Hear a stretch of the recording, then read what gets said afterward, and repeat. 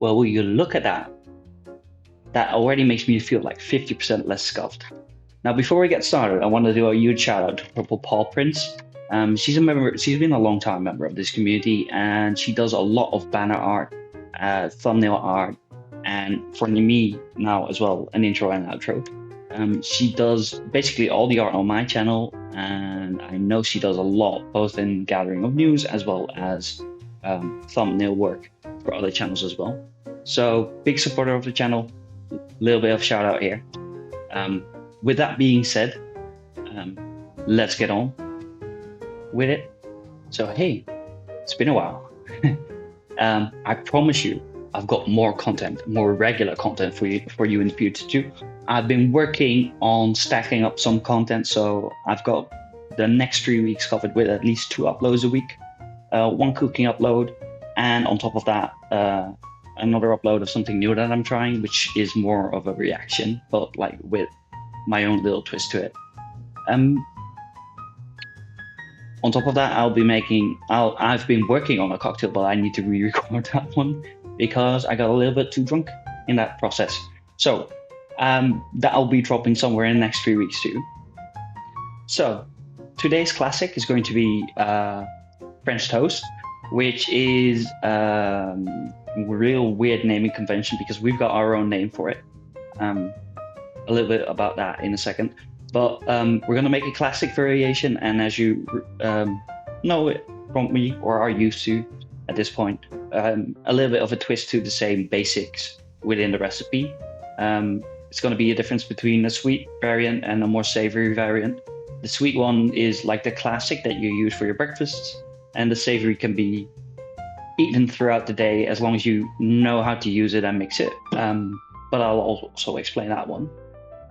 Now, to get back to French toast, we're going to get into a little bit of a Dutch naming convention here because what we tend to do on a whole, for some reason, we have this period of history where we call international dishes something that we made up. And we name it something that either sounds misogynistic or racist. There's more examples out there, but French toast in Dutch means bentelteefjes, which if you translate that directly back to English means revolving female dogs. Now it's like stuck together in one word, so it doesn't, the naming convention doesn't like translate one to one, but still, if you break it up, that's what it says. And there's worse examples out there. But for today, we're going to get started. The start of it is going to be central. I'm going to double up on the recipe, which means this is the recipe. I'll have it in both American measurements as well as normal measurements. And as always, I kind of encourage you guys to do it yourself and to give your own twists to this recipe and show me. So we're going to start up, like I said, with doubling up the recipe. So we're going to use 2 eggs. You're going to break those 2 eggs. In my case, above this bowl, nice metallic bowl. I always use the back end of a spoon that way to make the initial crack, and then you can just ever so gently wiggle your fingers in between there, between the edges, and then open it up. That way you won't have any shells in your bowl. Make sure that when you hit it with like a decent amount of strength. You don't have to wail on it, but you know your strength. Like this is too soft. I'm going to double up on that. This one's actually might end up turning into a mess, but no shells in there. I'm good. So we've got the 2 eggs in here. We're gonna add about 400 milliliters of milk, or American variant of that. We're gonna add it to this measurement cup, which is about this much. We've got about 100 milliliters left. So it's about 1 glass milk. Or at least sizes of milk that we have over here.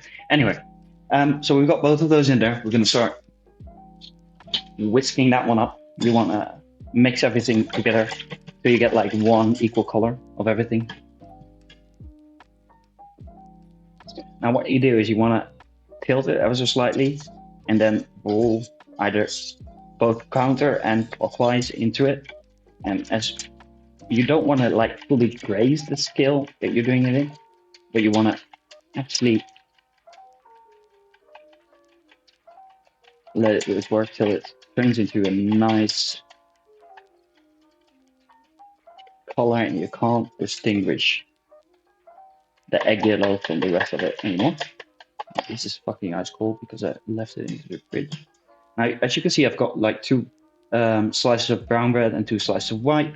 White goes for the classic. The brown one is, in this case, kind of an example, but the darker you go, the more nuts you have in that one, the better it gets. But we'll get more to that later. So we've done this.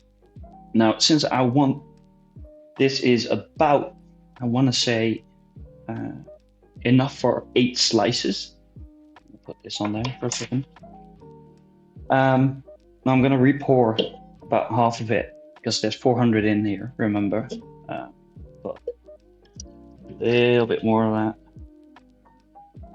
Got about 200 back in there and 200 left in the bowl. This is for our twist later.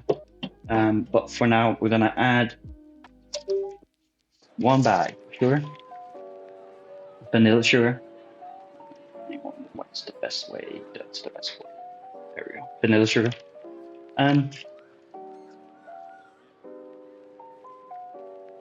You want to add that to it. I'm going to add a little bit of extra vanilla aroma because, in my opinion, I like the vanilla in there. It's a little bit more tastier, but you literally don't need more than like 1, maybe 2 drops. That's actually a little bit too much. Doesn't really matter in the context, but like for me personally, it can't get vanilla enough. But you know, to each their own, basically. So we've got this set of batter ready here for the classics. Now I'm gonna move this one away. I'm gonna get out the blender for my less classic one. So we've got our blender here for the alternative version. I'm gonna add what I had earlier, which is just enough for it to allow it to blend. And we're gonna add like a little bit more Italian flavors to this. All right, so we got pesto and sun-dried tomatoes, and we're gonna add some of those to this recipe. Now, why sun-dried tomatoes? Because they shred themselves very easily, and since their taste is a little bit more concentrated, I'm gonna add, I want to say 1 per slice. So I've got 4 in there.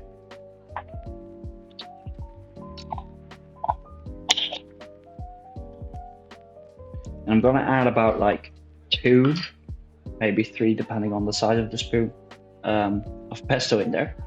Now, that doesn't seem like a whole lot, but both pesto and sun-dried tomatoes have a very concentrated flavor. So if you don't watch out, you might actually overdo it in terms of taste. And well, yeah, that's gonna taste too much like the ingredients instead of what you're trying to make out of it.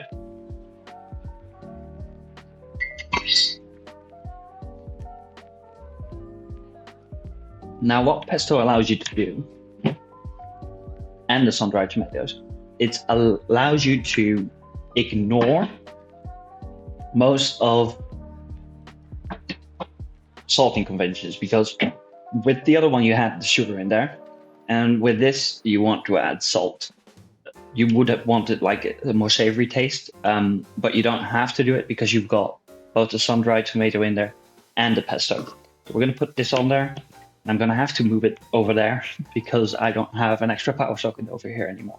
I've got a couple of lights hooked up, 2 screens. It's a long story. So as you can see, it's here. You can't really make the color differentiation, but there's like all little kinds of green and red bits in there, which makes it a little bit more colorful too. They strike a nice contrast with like the darker bread. I almost forgot something. With the classic one, you want to add about a spoonful.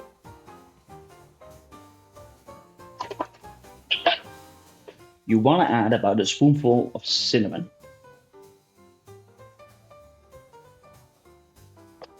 In my case, it really is cinnamon, my beloved.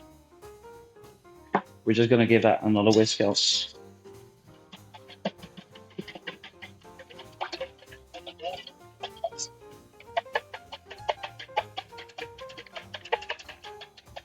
Dipping.